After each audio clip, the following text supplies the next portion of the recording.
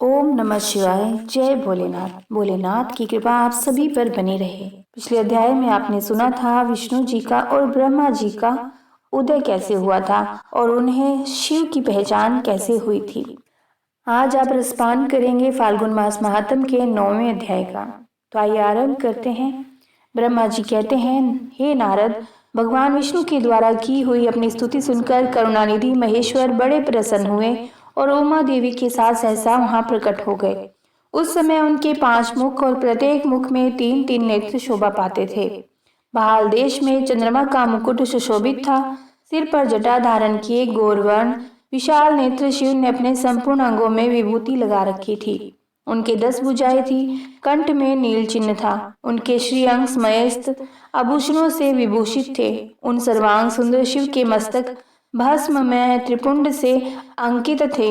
ऐसे विशेषणों से युक्त परमेश्वर महादेव जी को भगवती उमा के साथ उपस्थित देखकर मैंने और भगवान विष्णु ने पुनः प्रिय वचनों द्वारा उनकी स्तुति की। तब पापहारी करुणाकर भगवान महेश्वर ने प्रसन्नचित होकर उन विष्णु देव को श्वास रूप से वेद का उपदेश दिया।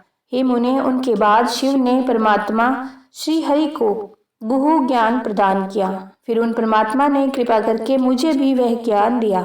वेद का ज्ञान प्राप्त करके कृतार्थ हुए भगवान विष्णु ने मेरे साथ हाथ जोड़कर महेश्वर को नमस्कार करके पुनः उनसे पूजन की विधि बताने तथा सदुपदेश देने के लिए प्रार्थना की। ब्रह्मा जी कहते हैं, मुने, श्री हरि की यह बात सुनकर अत्यंत प्रसन्न हुए। कृपा निधान भगवान शिव ने प्रीतिपूर्वक यह बात कही। श्री शिव बोले, सुरश्रेष्ठ गण, मैं तुम दोनों की भक्ति से निश्चय ही बहुत प्रसन्न हूँ। तुम लोग मुझ महादेव की ओर देखो। इस समय तुम्हें मेरा स्वरूप जैसा दिखाई देता है वैसे ही रूप का प्रयत्न पूर्वक पूजन चिंतन करना चाहिए। तुम दोनों महाबली हो और मेरी स्वरूप भूता प्रकृति से प्रकट हुए हो। मुझ सर्वेश्वर के दाएं बाएं अंगों से तुम्हारा आविर्भाव हुआ है। ये लोक पितामह ब्रह्मा मेरे दाहिने पार्श्व से उत्पन्न हुए हैं और तुम विष्णु मुझ परमात्मा के वाम पार्श्व से प्रकट हुए हो। मैं तुम दोनों पर भलीभांति प्रसन्न हूँ और तुम्हें मनोवांछित वर देता हूँ। मेरी आज्ञा से तुम दोनों की मुझ में सुदृढ़ भक्ति हो। हे ब्रह्मा, तुम मेरी आज्ञा का पालन करते हुए जगत की सृष्टि करो और वत्स विष्णु, तुम इस चराचर जगत का पालन करते रहो। हम दोनों से ऐसा कहकर भगवान शंकर ने हमें पूजा की उत्तम विधि प्रदान की, जिसके अनुसार पूजित होने पर वे पूजक को अनेक प्रकार के फल देते हैं। शंभु की उपयुक्त बात सुनकर मेरे सहित श्री हरि ने महेश्वर को हाथ जोड़कर प्रणाम करके कहा। भगवान विष्णु बोले, प्रभु, यदि हमारे प्रति आपके हृदय में प्रीति उत्पन्न हुई है और यदि आप हमें वर देना आवश्यक समझते हैं तो हम यही वर मांगते हैं कि आप में हम दोनों की सदा अनन्य और अविचल भक्ति बनी रहे। ब्रह्मा जी कहते हैं, मुनि, श्री हरि की यह बात सुनकर भगवान हर ने पुनः मस्तक झुकाकर प्रणाम करके हाथ जोड़े खड़े हुए उन नारायण देव से स्वयं कहा। श्री महेश्वर बोले, मैं सृष्टि, पालन और संहार का करता हूँ, सगुण और निर्गुण हूँ तथा सच्चिदानंद स्वरूप निर्विकार पर ब्रह्मा परमात्मा हूँ। विष्णु सृष्टि, रक्षा और प्रलय रूप गुणों अथवा कार्यों के भेद से मैं ही ब्रह्मा, विष्णु और रुद्र नाम धारण करके 3 स्वरूपों में विभक्त हुआ हूँ। हरे, वास्तव में मैं सदा निष्फल हूँ। विष्णु, तुमने और ब्रह्मा ने मेरे अवतार के निमित्त जो स्तुति की है, तुम्हारी उस प्रार्थना को मैं अवश्य ही सच्ची करूँगा, क्योंकि मैं भक्त वत्सल हूँ। ब्रह्मा, मेरा ऐसा ही परम उत्कृष्ट रूप तुम्हारे शरीर से इस लोक में प्रकट होगा, जो नाम से रुद्र कहलाएगा। मेरे अंश से प्रकट हुए रुद्र की सामर्थ्य मुझसे कम नहीं होगी। जो मैं हूँ वही यह रुद्र है। पूजा की विधि विधान की दृष्टि से भी मुझ में और उसमें कोई अंतर नहीं है। जैसे ज्योति का जल आदि के साथ संपर्क होने पर भी उसमें स्पर्श दोष नहीं लगता, उसी प्रकार मुझ निर्गुण परमात्मा को भी किसी के संयोग से बंधन नहीं प्राप्त होता। यह मेरा शिव रूप है। जब रुद्र प्रकट होंगे तब वे शिव के ही तुल्य होंगे। महामुने, उनमें और शिव में परायपन का भेद नहीं करना चाहिए। वास्तव में एक ही रूप सब जगत में व्यवहार निर्वाह के लिए 2 रूपों में विभक्त हो गया है, अतः शिव और रुद्र में कभी भेद बुद्धि नहीं करनी चाहिए। वास्तव में सारा दृश्य ही मेरे विचार से शिव रूप है। मैं, तुम, ब्रह्मा तथा जो ये रुद्र प्रकट होंगे वे सबके साथ एक रूप है। इनमें भेद नहीं है। भेद मानने पर अवश्य ही बंधन होगा। तथापि मेरा शिव रूप ही सनातन है। यही सदा सब रूपों का मूलभूत कहा गया है। यह सत्य, ज्ञान और अनंत ब्रह्मा है। ऐसा जानकर सदा मन से मेरे यथार्थ स्वरूप का दर्शन करना चाहिए। ब्रह्मा सुनो, मैं तुम्हें एक गोपनीय बात बता रहा हूँ। मैं स्वयं ब्रह्मा जी की भ्रुकुटी से प्रकट होऊंगा। गुणों में भी मेरा प्रकाट्य कहा गया है। जैसा कि लोगों ने कहा है, हर तामस प्रकृति के हैं। वास्तव में उस रूप में अहंकार का वर्णन हुआ है। उस अहंकार को केवल तामस ही नहीं, वैकारिक भी समझना चाहिए, क्योंकि सात्विक देवगण वैकारिक अहंकार की ही सृष्टि है।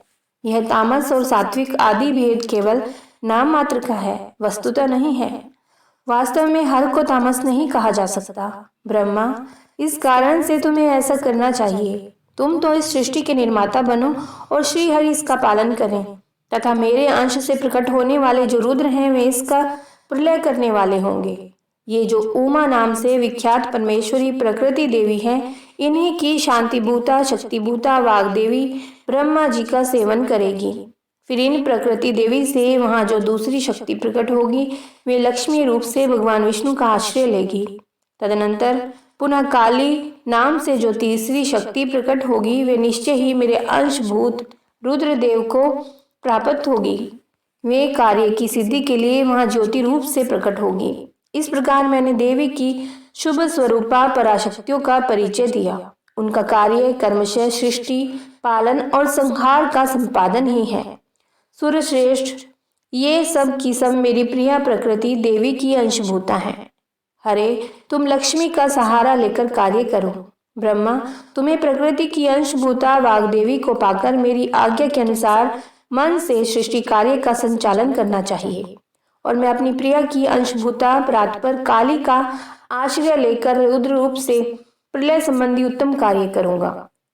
तुम सब लोग अवश्य ही संपूर्ण आश्रमों तथा उनसे भिन्न अन्य अन्य विविध कार्यों द्वारा चारों वर्णों से भरे हुए लोक की सृष्टि और रक्षा आदि करके सुख पाओगे।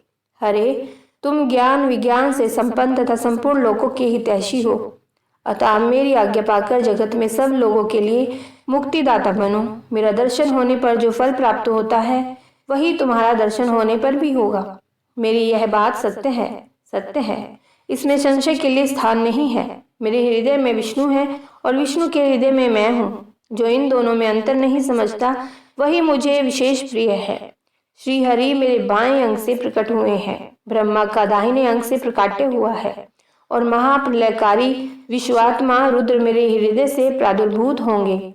विष्णु, मैं ही सृष्टि, पालन और संहार करने वाले रज आदि त्रिविध गुणों द्वारा ब्रह्मा, विष्णु और रुद्र नाम से प्रसिद्ध हो तीन रूपों में पृथक पृथक प्रकट होता हूँ। साक्षात शिव गुणों से भिन्न है। वे प्रकृति और पुरुष से भी परे हैं। अद्वितीय, नित्य, अनंत, पूर्ण और निरंजन पर ब्रह्मा परमात्मा है। तीनों लोकों का पालन करने वाले श्री हरि भीतर तमोगुण और बाहर सत्वगुण धारण करते हैं। त्रिलोकी का संहार करने वाले रुद्रदेव भीतर सत्वगुण और बाहर तमोगुण धारण करते हैं, तथा त्रिभुवन की सृष्टि करने वाले ब्रह्मा जी बाहर और भीतर से रजोगुणी हैं। इस प्रकार ब्रह्मा, विष्णु तथा रुद्र इन तीन देवताओं में गुण है, परंतु शिव गुणातीत माने गए हैं। विष्णु, तुम मेरी आज्ञा से इन सृष्टिकर्ता पितामह का प्रसन्नता पूर्वक पालन करो।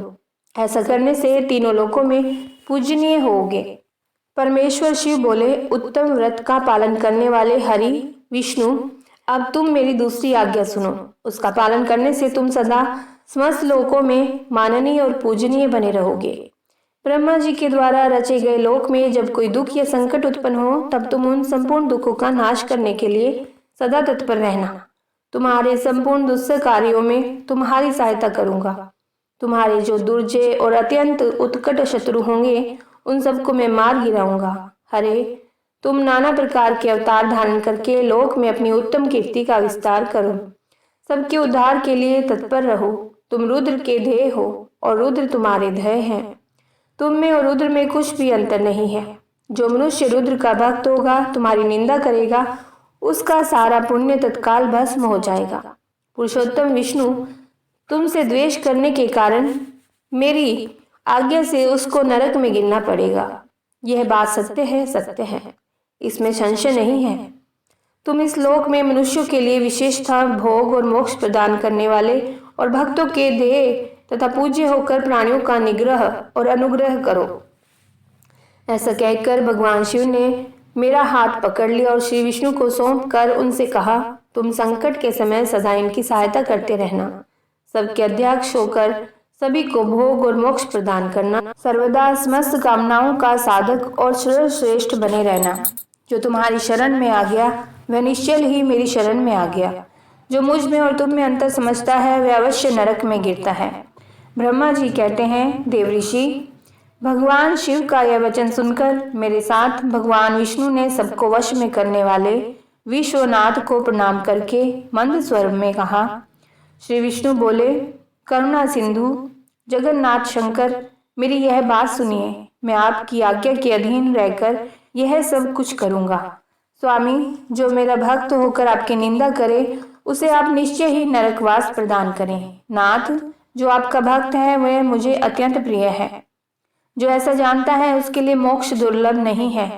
श्री हरि का यह कथन सुनकर दुखहारी हर ने उनकी बात का अनुमोदन किया और नाना प्रकार के धर्मों का उपदेश देकर हम दोनों के हित की इच्छा से हमें अनेक प्रकार के वर दिए। इसके बाद भक्तवत्सल भगवान शंभु कृपा पूर्वक हमारी ओर देखकर हम दोनों को देखते देखते सहसा वहीं अंतर्ध्यान हो गए।